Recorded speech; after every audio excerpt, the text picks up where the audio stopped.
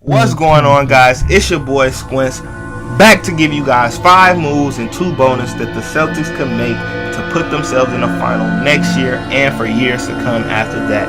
That's a total of 7 moves. But before we get the video started, guys, smack that like button and hit the subscribe button if you're new to the channel. And let's go.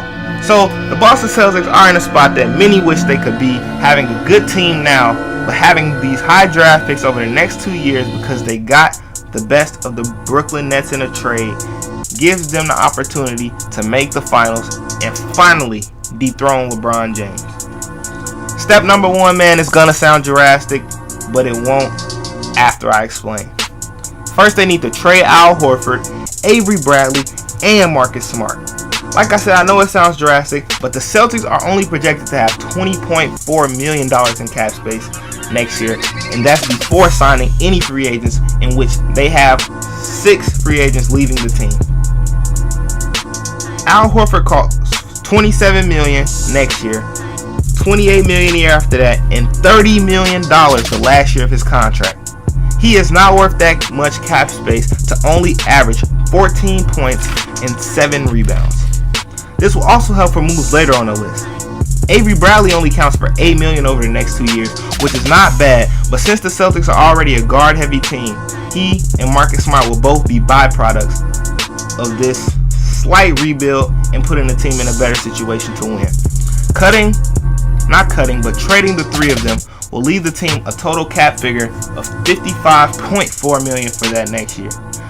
Step 2 will be to re-sign Gerald Green, Jonas Jerebko, and Kelly Olynyk. These 3 players provide massive value to the team, and with the departures in the trade, their value will only increase. Now, Olynyk or Jerebko may have to start because of Al Horford's departure, but their numbers this season aren't that far from Horford's, and they both will cost substantially less.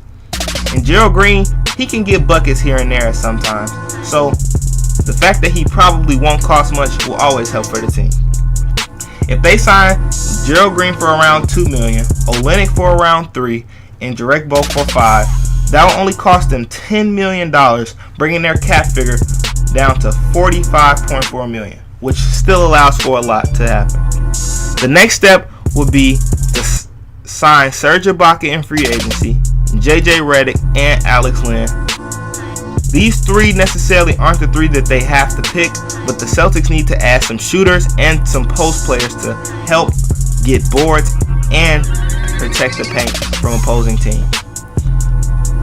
The 3 players that I suggested will cost the team a total of $22.5 million, which will leave the team with another total of $22.5 million left for the next season. This brings me to my next point. Give Isaiah Thomas his extension. He's only making $6 million a year right now, and we know that he's going to cost them more. Probably the max deal. So, even though his contract doesn't expire until the 2017-2018 season, it's already a good time now to just go ahead, show you're committed to him, and give the man his money. Like I said, it's going to cost him a max, so there's really nothing else that they can do about that. Step number 5, man, is to draft Markelle Fultz. I know people are going to say they want Lonzo, but it's not even close for this Celtics team. They need scores. They don't have enough scorers right now other than Isaiah Thomas, and Markelle Fultz gets more buckets than any other player in this draft. I don't even think, like I said, it's close, but the second round, I think that the Celtics should draft, as I mentioned earlier, either a paint protector or a post scorer, somebody to help out in the paint. And I suggest either Nigel Williams out of Wisconsin, he just hit that clutch bucket to beat Villanova, or maybe Taco Falls because he's really tall, so he'll be able to help out and stop people from coming in the paint. Now, these are the 5 moves that I say they can do in the short term to help their team. But this next one that's a bonus is unlikely to happen, but if it does, it will still help contribute to this team's success. And that is trading to try to get Gordon Hayward. It's unlikely, like I said, but it's possible. If the Celtics were to trade Avery Bradley, Marcus Smart, and that next first round draft pick for the 2018 season, I feel like the Jazz will have to consider trading Gordon Hayward, looking at their current team. In step number 7, which is the real one that's likely to happen, the Celtics keep their pick and draft Michael Porter Jr. in 2018. Now, We're not necessarily sure that Michael Porter will be the #1 pick, but he'll be in that conversation. And the Celtics tried to get Kevin Durant during free agency, and Michael Porter projects to be a baby Kevin Durant.